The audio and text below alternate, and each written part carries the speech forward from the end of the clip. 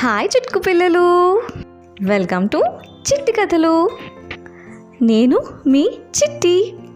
ఈరోజు మనం వినబోయే కథ ఏంటంటే, అనగనగా ఒక అడవి. ఆ అడవిలో ఒక పెద్ద ఏనుగు ఉండేది. ఆ ఏనుగుకి తనకే చాలా పెద్ద తొండం ఉందని, దాంట్లోంచి ఇలా సౌండ్ చేస్తూ ఉండేది. ఆ సౌండ్కి చాలా ఇబ్బంది పడేవి మిగతా యానిమల్స్ అన్నీ.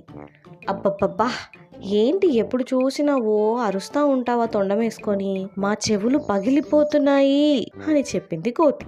ఏంటి, నీకు తొండం లేదని, నువ్వు నా అంత గట్టిగా అరవలేవని నీకు కుళ్ళు అనింది ఆ ఏనుగు. కుళ్ళు సంగతి పక్కన పెట్టు, నీ వల్ల నా నిద్ర డిస్టర్బ్ అవుతుందయ్యా మహాప్రభో అంది బేర్.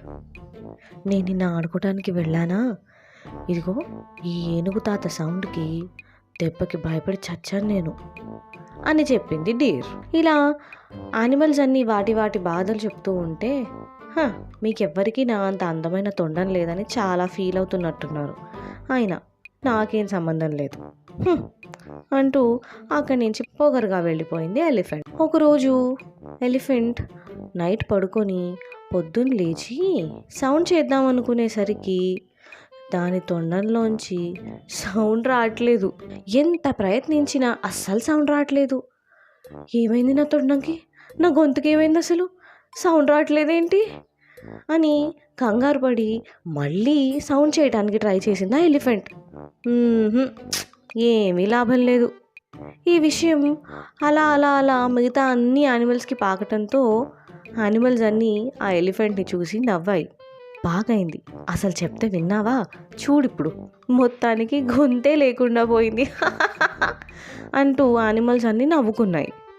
నీకే అంత పెద్ద తొండం ఉందంటూ చాలా ఎక్కువ చేసావు కదా, ఇప్పుడు అరు అని కొన్ని యానిమల్స్ అలా ఎక్కిరిస్తూ ఉంటే పాపం ఏమి మాట్లాడకుండా వెళ్ళిపోయింది ఆ ఎలిఫెంట్.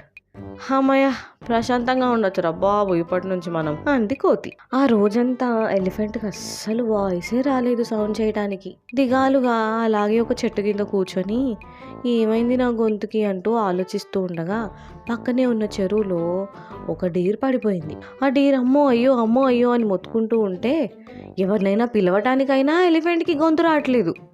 ఏం చేయాలో తోచట్లేదు ఆ ఎలిఫెంట్కి. సరే అని ఆ తొండాన్ని కాస్త ముందుకి చాచేసరికి ఆ తొండంని పట్టుకొని డీర్ పైకొచ్చేసింది. అది చూసి మిగతా యానిమల్స్ అన్నీ ఎలిఫెంట్ని చాలా మెచ్చుకున్నాయి. ఎలిఫెంట్ ఆనందంతో ఒక్కసారిగా అని గొంతు సవరించుకొని అరవటానికి ట్రై చేస్తే మళ్ళీ దాని గొంతు దానికి వచ్చేసింది. కానీ ఈసారి మటుకు అందరినీ డిస్టర్బ్ చేయలేదు. అవసరం ఉన్నా లేకపోయినా అరవటం లాంటివి చేయలేదు. మారిపోయిన ఏనుగును చూసి మిగతా యానిమల్స్ అన్నీ కూడా ఏనుగుతో ఫ్రెండ్షిప్ చేశాయి. ఈ స్టోరీని బట్టి మనకు అర్థమైంది ఏంటి, మన అలవాట్లు ఎప్పుడూ ఇతరులకి డిస్టర్బెన్స్ అవ్వకూడదు. అర్థమైందా? ఇది ఇవాల్టి చిట్టి కథ. మరో మంచి కథతో మళ్ళీ కలుద్దాం.